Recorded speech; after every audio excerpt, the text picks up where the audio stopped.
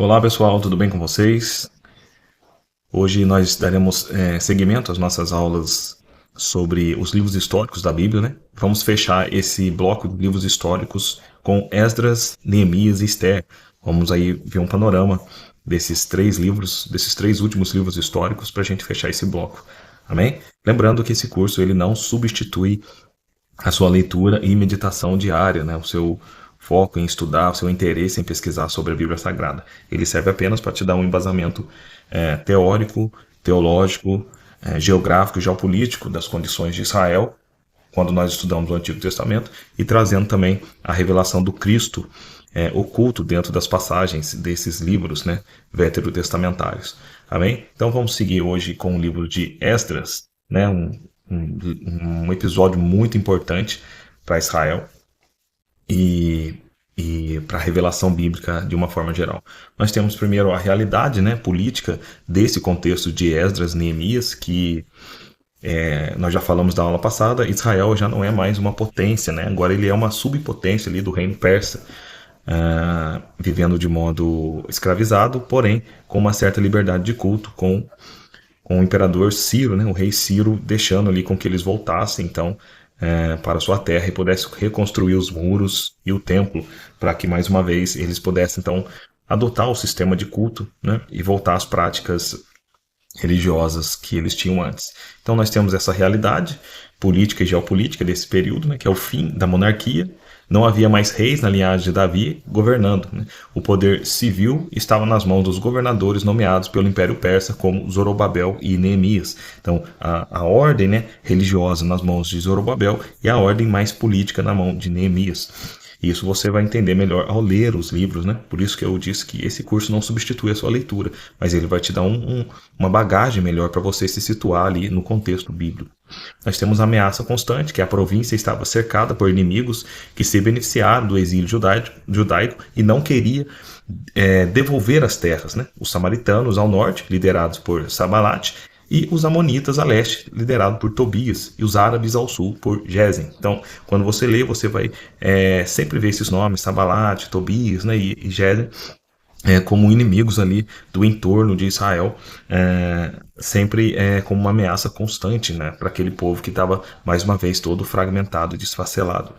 Nós temos uma carga tributária também, né, o povo sofria com pobreza extrema e apesar da carga dos impostos cobrado pela Pérsia. Você pode encontrar lá em Neemias 5:4, que é o contexto, né, de Esdras e Neemias é o mesmo contexto, levando muitos judeus a escravizarem seus próprios irmãos por dívidas. Então é um período de muita escassez, de muita pobreza espiritual, já predito pelos profetas, né, e anunciado também por Deus através dos profetas, porque se eles seguissem um caminho mau, eles escolheriam o mal de suas práticas. Nós temos a transformação também religiosa, que é a transição para o judaísmo.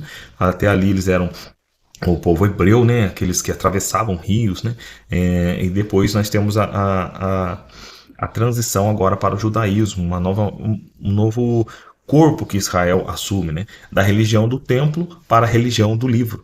Então, do modo de cultuar a Deus através do templo, agora eles começam a se estruturar e escrever agora os livros, né? São nesse período que os primeiros rolos, as primeiras tradições orais vão sendo compiladas nos rolos ali. Muitos atribuem isso a Esdras e os outros companheiros dele que estavam naquele lugar, né? Sem o templo, durante os 70 anos da Babilônia, a adoração judaica mudou radicalmente. O foco passou dos sacrifícios para o estudo da Torá, ou seja, da lei, né? É nesse período que nascem os primeiros moldes das sinagogas e a figura do escriba mestre da lei, né? Representado por Esdras, mais ou menos ali em torno de 400 a.C., mais ou menos nesse período. Então nós já vemos o surgimento aí dos primeiros moldes da sinagoga, que conforme nós estudamos lá atrás, a gente vê que depois no período de 400 anos ali, intertestamentário, né, que surge os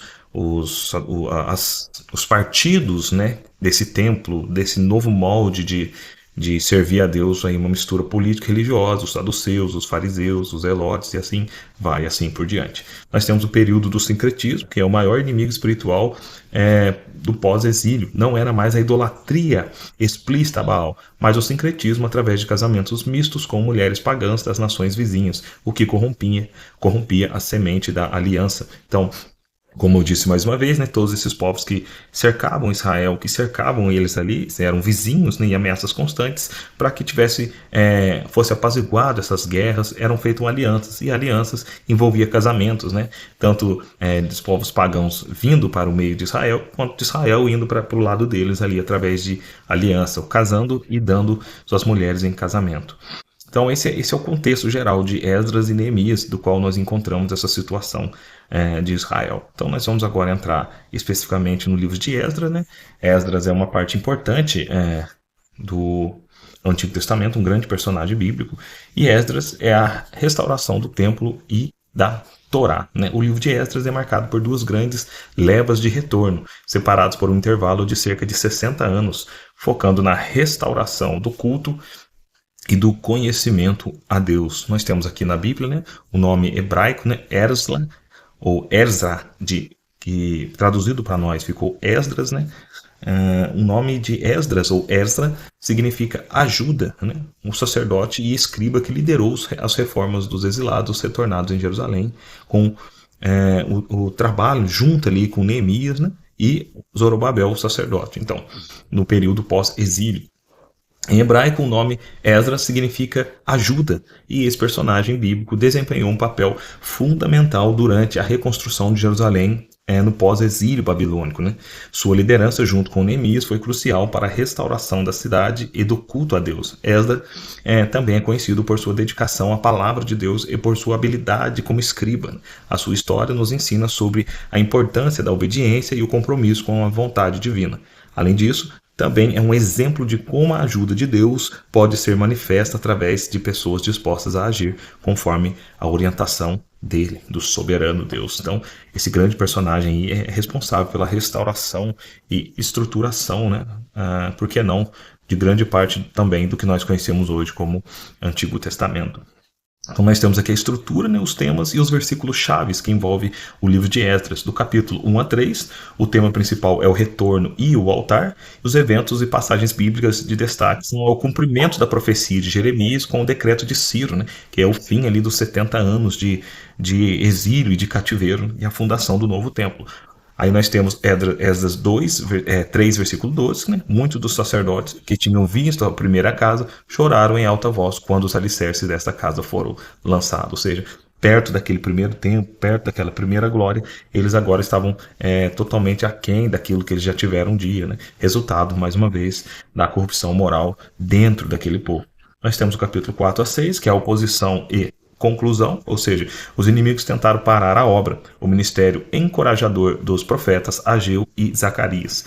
Então, nós vemos ali nesse período, né, nós voltaremos a estudar os profetas mais adiante, mas aqui nós já vemos aqui Ageu e Zacarias já nesse período ali, encorajando o povo, né, para que acontecesse essa estruturação.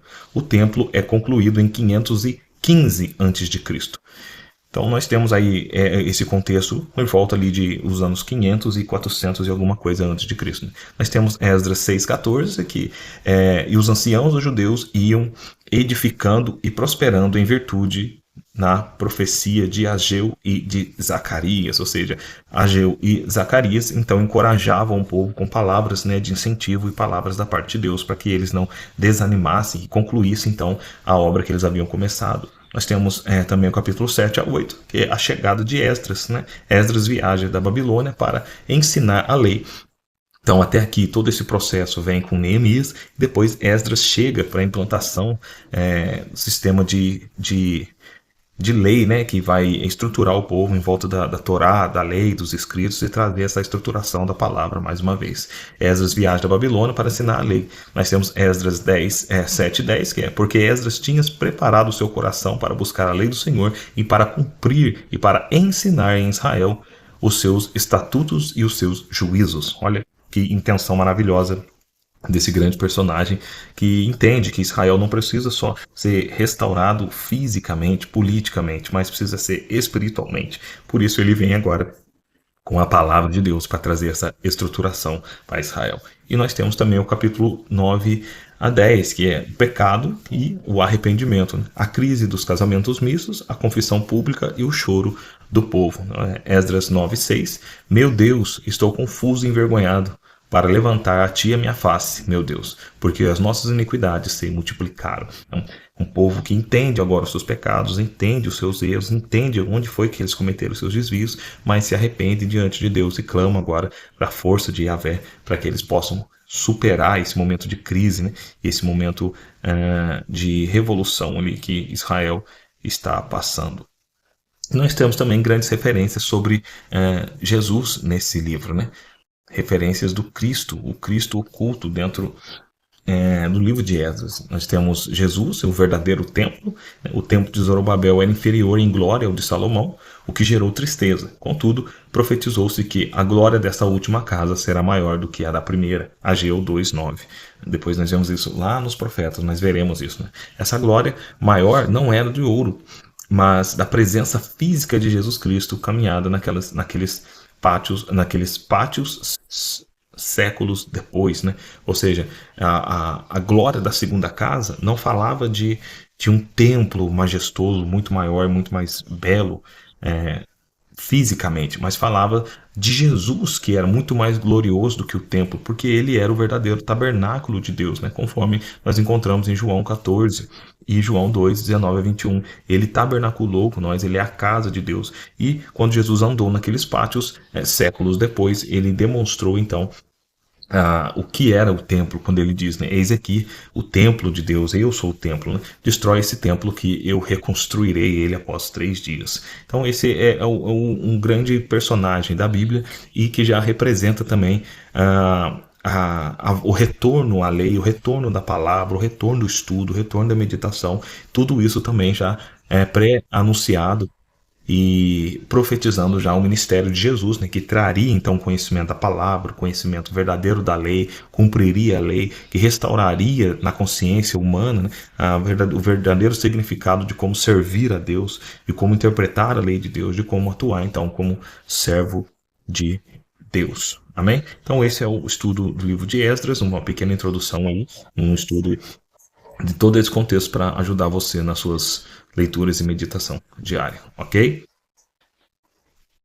E agora nós temos também o livro de Neemias, um grande e importante homem de Deus daquele período, que serve ali então como modelo também para que a gente possa estudar. Neemias, né, o seu nome em hebraico, Nehemia ou Nehemiah, né? Eu não sou professor de hebraico, mas acredito que a pronúncia seja mais ou menos isso, né? Filho de Acalias, copeiro do rei Artaxerxes, que se tornou governador de Judá após o retorno do exílio, né? Um dos 12 líderes do povo que retornou do exílio com Zorobabel, filho de Azbuk, e o governante da metade de Bet-Sur, que ajudou a reparar o muro de Jerusalém.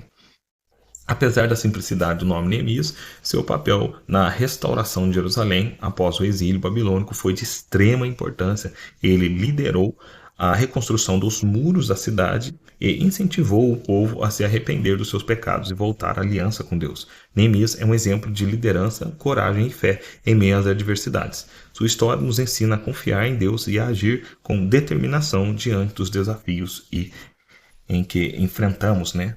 Então, isso é um grande marco de Neemias, porque ele passa para nós um desejo muito grande de servir a Deus, de restaurar a Deus, de reparar os muros, de fechar as brechas, né? É um homem com uma visão de restauração, de avivamento, alguém que busca então cumprir a vontade de Deus e também fazer com que o povo entenda sobre os seus pecados e se arrependam então dos seus maus caminhos, né? Neemias apresenta um modelo magistral de liderança, oração e ação, né? A reconstrução dos muros não era apenas proteção física, mas a demarcação da identidade sagrada de Jerusalém e a restauração da dignidade nacional. Então, o templo representava muito mais do que uma proteção física, né? Ele era também agora uma maneira de demonstrar que Deus estava levantando o seu povo, demarcando o seu povo, colocando limites outra vez para o seu povo e também protegendo e restaurando a grande cidade do grande rei, né, representada ali por Jerusalém. A estrutura, né, os temas e os versículos-chave de Neemias, do capítulo 1 a 2. Né, nós temos o tema principal, que é o chamado e a visão. Neemias, copeiro do rei, chora por Jerusalém e pede autorização a Artaxerxes para reconstruí-la. Nós temos aqui o versículo 2 do capítulo 2, versículo 17, que diz: Vinde, pois, e reedifiquemos o muro de Jerusalém, e não estejamos mais em opróbrio. Né? É um grande chamado de Neemias, quando o rei ele libera ele para fazer isso, dá-lhe a carta de liberdade para que ele possa resolver esse problema de Israel. Então ele convoca o povo mais uma vez agora a se levantar, conforme a gente viu também no livro de Esdras. Nós temos o capítulo 3 a 7, a construção e oposição. Nós temos o trabalho em equipe, o escárnio de Sanballat, né? As pessoas começavam a tentar desanimar eles nessa restauração dos muros, né? Os construtores armados. O muro é concluído em apenas 52 dias. Então, com grande esforço e dedicação, nós vemos essa obra acontecer em Neemias 4, do versículo 9 ao 17. Fomos nós que oramos ao nosso Deus e pusemos guarda contra eles de dia e de noite. Com uma das mãos faziam a obra e com a outra tinham as armas. Olha, para você ver, ao mesmo tempo que eles trabalhavam, ficavam sempre vigilantes para que nada impedisse eles de fazer o que eles tinham que fazer. Então, essa é uma determinação fora de série, né? Que invocado ali pela presença de um grande líder que foi Neemias. Nós temos também Neemias 6:3, né? Faço uma grande obra, de modo que não poderei descer. Ou seja, eu estou agora ocupado com o plano de Deus, estou agora ocupado com o projeto de Deus, né? Então eu tenho agora um alvo, eu tenho uma meta e não posso me distrair com outra coisa. Era o que Neemias ensinava e trazia ali ao povo para que o povo não desanimasse, né? Do capítulo 8 ao 10, nós temos o avivamento pela palavra. Mais uma vez, nesse mesmo contexto, Esdras lê a Torá, o povo chora, celebra a festa dos tabernáculos e renova a aliança. Neemias 8:8. E levaram no livro, na lei de Deus, e declarando e explicando o sentido, faziam que lendo se entendesse. Ou seja, o povo agora era ensinado e aprendia agora a entender a palavra de Deus através de Esdras e Neemias. E a alegria do Senhor é a vossa força. Neemias 8:10. Neemias do capítulo 11 a 13 é dedicação e reforma, né? Repovoamento de Jerusalém. Neemias purifica o templo, restaura o dízimo e aguarda no sábado. Então, ele restaura os princípios, né, que fazia com que Israel agora estivesse, então, de volta aos caminhos, ao rumo, né, que o Senhor o havia deixado desde da lei ensinada por Moisés. Nós temos também o Cristo oculto em Neemias, né? O choro pela cidade. Assim como Neemias sentou e chorou amargamente ao saber a ruína de Jerusalém, Neemias 1:4, Jesus chorou ao contemplar a cegueira espiritual de Jerusalém e prever sua futura destruição em Lucas 19:41 e 44. Nós temos também a kenosis, que é o esvaziamento voluntário de Neemias, né? Neemias abriu mão do luxo e segurança no palácio persa para sofrer aflições no meio de um povo arruinado. Jesus, sendo Deus, esvaziou-se a si mesmo, tomando a forma de servo, desculpa, irmãos, habitando em nosso mundo arruinado pelo pecado para nos restaurar. Filipenses 2:5-8 mostra o mesmo sentimento, né, de Neemias, no palácio e no meio de um povo pecador. Jesus também, sendo Deus, né, esvazia-se da posição de Deus na celestialidade, né, e agora desce no meio dos homens pecadores para restaurar e reestruturar tudo aquilo que havia caído e se perdido. Nós temos, né, o restaurador de brechas. Em Jesus se cumpre plenamente. Será chamado reparador das brechas e restaurador de veredas para que o país se torne habitável. Isaías 58:12, falando então que Jesus é aquele que restauraria de uma vez por todas e fecharia todas as brechas que levam então o povo de Deus a cair e a pecar. Então esse foi um panorama aí do livro de Neemias, o contexto histórico, né? Dos textos chaves desse livro, e também ali a apresentação do Cristo já pré-anunciado no livro de Neemias, tá bom? E agora, encerrando esse estudo dos livros históricos, nós temos o livro de Esther, né? Esther, nome em hebraico, né? Significa estrela, né? A rainha da Pérsia, heroína do livro de Esther, filha de Abiail, prima e filha adotiva de Mardoqueu, da tribo de Benjamim, feita rainha pelo rei Assuero para substituir a rainha divorciada Vaste, né? Nós temos uma curiosidade bíblica, né, sobre Esther. O livro de Esther narra a história da corajosa rainha Esther e sua intervenção para salvar seu povo da destruição planejada por Amã, por esse homem, né? É um livro único do Antigo Testamento, por não mencionar diretamente o nome de Deus, mas evidencia sua presença e providência constante na vida de seu povo. A celebração judaica de Purim é baseada nos eventos descritos em Esther, comemorando a vitória sobre os inimigos de Israel.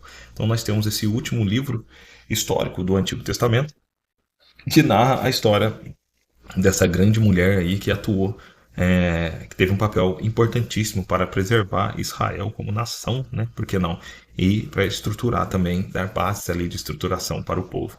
Esther revela a soberania invisível de Deus. O livro nunca menciona o nome de Deus, a oração, a lei ou Jerusalém. O foco é mostrar que, mesmo quando o povo de Deus está longe do centro de sua vontade ou aparentemente esquecido, nos bastidores da história mundial são orquestrados para a preservação da linhagem do Messias. Mesmo quando o povo de Deus parece esquecido, parece que que Deus está longe do seu povo, Deus continua atuando nos bastidores da história mundial, orquestrando então e preservando a linhagem do Messias por meio desse agir que às vezes nós não vemos, né? Mas Deus nunca deixou de trabalhar, conforme Jesus disse: o meu Pai trabalha até hoje, meu Pai continua trabalhando e trabalhará sempre, porque Deus é isso, Deus é vida.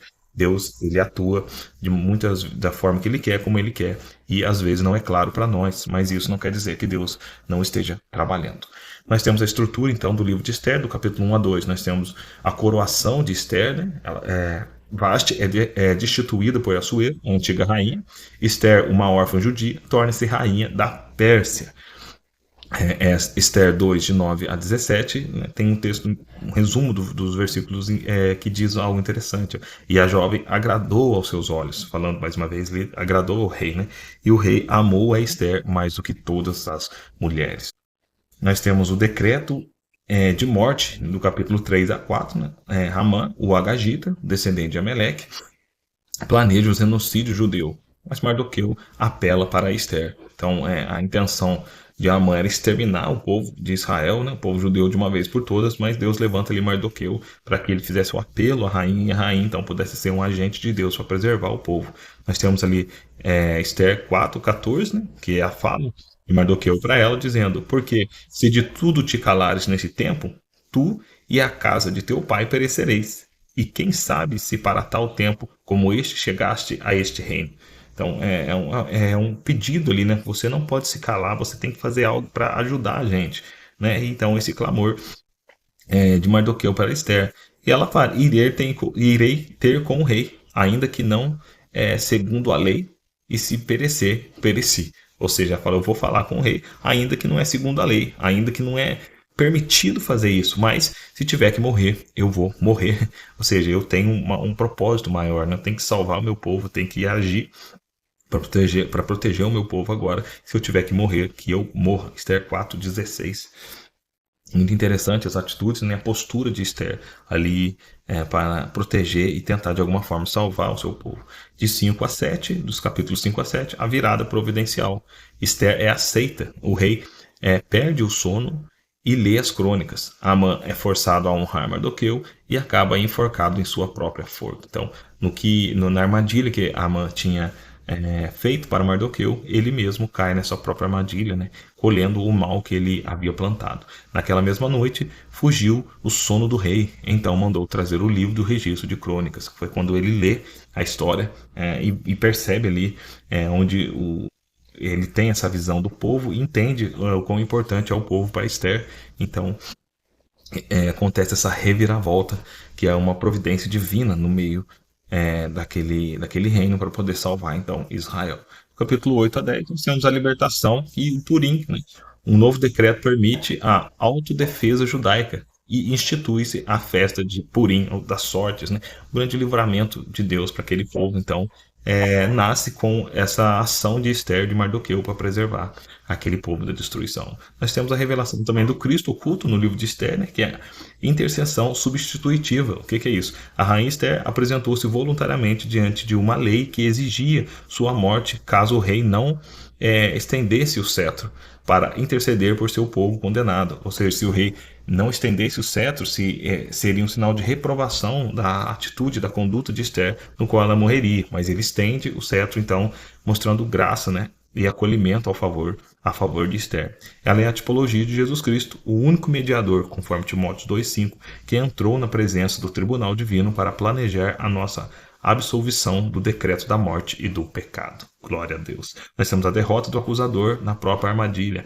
Amã, tipo de Satanás, o acusador, construiu uma forca gigantesca para destruir Mardoqueu. No final, Amã pendurado no próprio instrumento de morte que ele arquitetou. Esther 7:10. No Novo Testamento, Paulo explica que a cruz, instrumento que Satanás pensou que seria a destruição de Jesus, foi o exato lugar onde Cristo despojou os principados e potestades, triunfando sobre eles na cruz. Então, glória a Deus por essa revelação. Nós vemos em Colossenses 2, 14 e 15 e também em Hebreus 2, 14, que demonstra, então, no livro de Esther já pré-anunciado esse trabalho que Cristo, essa obra de Cristo em favor, né, do seu povo, do seu reino ali, que estava dentro desse reino mundano, perecendo, morrendo, sendo destruído, mas Jesus intercede por nós e se oferece a si mesmo, então, como a oferta que agrada a Deus para nos livrar de todo o mal. E a armadilha que o inimigo tinha feito para nós, ele mesmo caiu nessa armadilha, então, sendo derrotado por Jesus Cristo na própria cruz, que serviu para humilhar Jesus, foi a própria cruz que serviu para condenar o diabo e os seus servos, os demônios, né? E aqueles que o acompanham. Então, esses foram os livros históricos do Antigo Testamento, que serve ali para contar um pouco mais do contexto histórico de Israel, estruturação, né, de como o povo viveu nesse período de exílio, pós-exílio e também pré-exílio. E assim nós encerramos esse bloco da Bíblia e nas próximas aulas nós estudaremos então os livros poéticos, né, que tem uma forma linda de ser escrita e também traz muita revelação sobre o propósito e o desejo de Deus. Espero que vocês tenham gostado, tenham aprendido alguma coisa, né, e que tenham aí recebido um pouco de luz para continuar suas leituras e meditação diária. Que Deus em Cristo vos abençoe e vos dê a paz.